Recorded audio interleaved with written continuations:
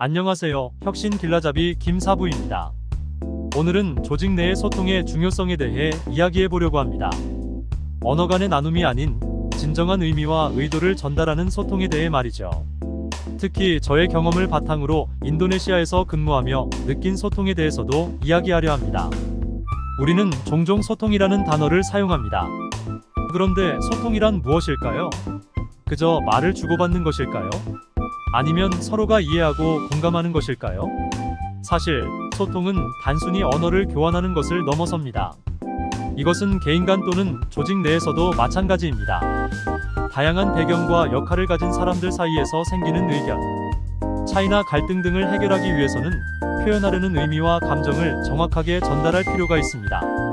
인도네시아에서 수년간 근무하면서 저는 이러한 소통의 중요성을 몸소 느꼈습니다. 서로 다른 문화와 언어 배경에도 불구하고 공동의 목적과 목표를 위해 같은 팀으로 일하는 동안 우리 모두가 진심으로 서로를 이해하려 노력함으로써 성공적인 결과를 낼 수 있었습니다. 인도네시아에서 일하다 보면 현지인을 무시하거나 비하하는 경우를 종종 보게 됩니다. 제가 알고 있는 인도네시아 분들은 매우 유능하고 친절합니다.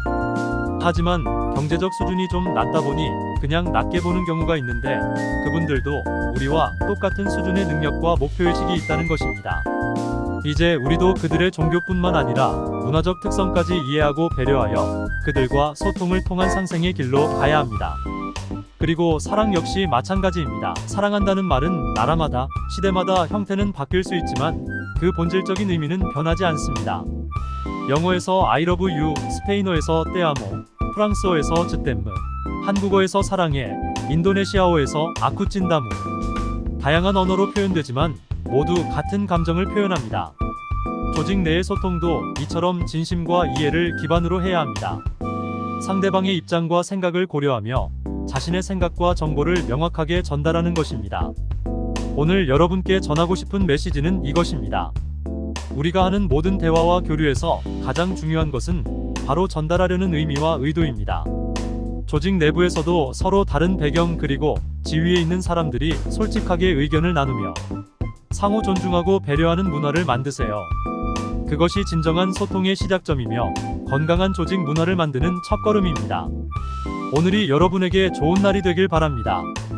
소통을 통한 혁신 길라잡이 김사부였습니다. 감사합니다.